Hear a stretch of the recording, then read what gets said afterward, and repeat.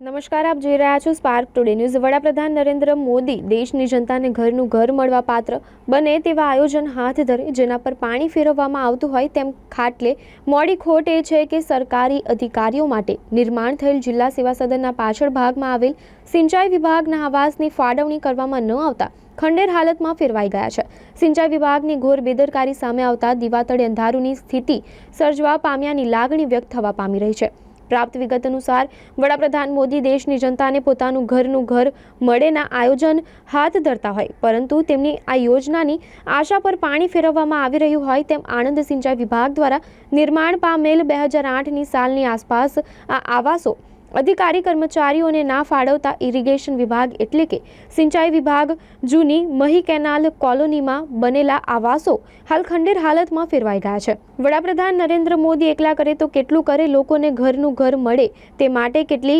સ્કીમો લાવે છે, જ્યારે સરકારી અધિકારીઓને તૈયાર થયેલા આવાસો ફાળવવાનો ટાઈમ નથી, જેના પગલે આવાસો ખંડેર હાલતમાં ફેરવાઈ જાય તો જવાબદાર કોણના સવાલ સાથે સરકારી ગ્રાન્ટનો દુર્વ્યય થતો હોય તેવી લાગણી વ્યક્ત થતી જોવા મળી રહી છે।